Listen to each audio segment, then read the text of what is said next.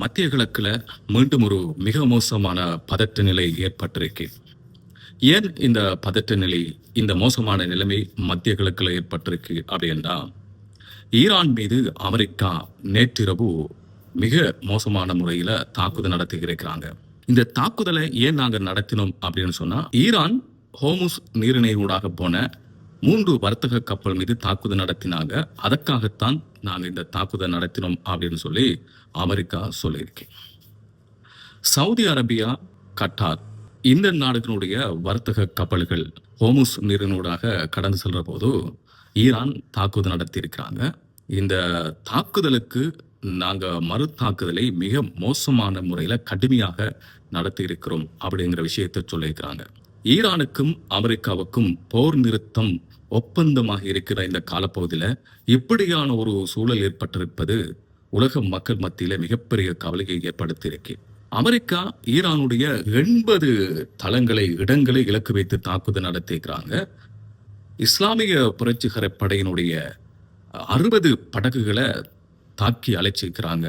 ஈரானுடைய வான்வெளி கட்டமைப்பு, விமானப்படை தளங்கள், ஈரானுடைய ட்ரோன் ஏவுகின்ற அந்த தளங்கள், ஏவுகணை கட்டமைப்புகளை வச்சுக்கிற தளங்கள், இப்படி முக்கியமான இடங்களை நோக்கி நாங்கள் தாக்குதல் நடத்தி இருக்கிறோம் அப்படின்னு சொல்லி அமெரிக்கா சொல்லியிருக்கு. இந்த தாக்குதலுக்கு பதிலடியாக ஈரான் என்ன செஞ்சிருக்கு அப்படின்னு சொன்னா, குவைத் மீதும் பஹ்ரைன் மீதும் அந்த பகுதியை நோக்கி ஈரான் தாக்குதல் நடத்தியிருக்கிறாங்க. தாக்குதல் நடத்தியதும் சைரன் ஒலி, அபாய ஒலி ஒலிக்க விடப்பட்டு மக்களை வீதிக்கு வர வேண்டாம், அனாவசியமாக வீதிகளில் உறவ வேண்டாம், அரசாங்கத்தினுடைய பாதுகாப்பு அமைச்சினுடைய அறிவுறுத்தல்களை கேட்டு நீங்க பாதுகாப்பாக இருங்க, இல்லை என்று சொன்னா அந்த பகுதியில தாக்குதலுக்குள்ள சிக்கி நீங்க காயமடையலாம், உயிரிழக்கலாம் அப்படிங்கிற விஷயத்த பஹ்ரைனும் குவைத்தும் தங்களுடைய நாட்டு மக்களுக்கு அறிவிச்சிருக்கிறாங்க. இந்த தாக்குதலுக்கு பிறகு இன்னும் ஒரு மோசமான நிலைமை உலக அளவில் ஏற்பட்டிருக்கு. அதுதான் எரிபொருட்களுடைய விலை இன்றைக்கு சடுதியாக இப்ப அதிகரிச்சிருக்கு. ஹோர்முஸ் நீரிணையில சரக்கு கப்பல் மீது நடத்தப்பட்ட தாக்குதல், அமெரிக்கா ஈரானுக்கு பதில் தாக்குதல் வழங்கியது. அதற்கு பிறகு ஈரான், குவைத், பஹ்ரைன் போன்ற நாடுகளை தாக்கியது.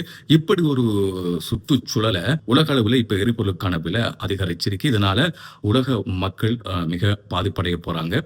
இந்த ஈரானும் அமெரிக்காவும் முற்றி மோதிரத்தால விரும்பியோ விரும்பாமலோ இந்த உலகத்தில் இருக்கின்ற எல்லா மக்களுக்கும் அந்த பாதிப்பு போய் சேருது.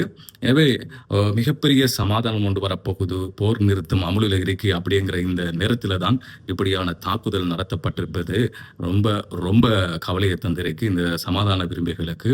இந்த தாக்குதல் மீண்டும் மீண்டும் தொடராமல் 2 நாடுகளுக்கு இடையிலேயும் சமாதானம் ஏற்பட்டு போர் நிறுத்த ஒப்பந்தம் நல்ல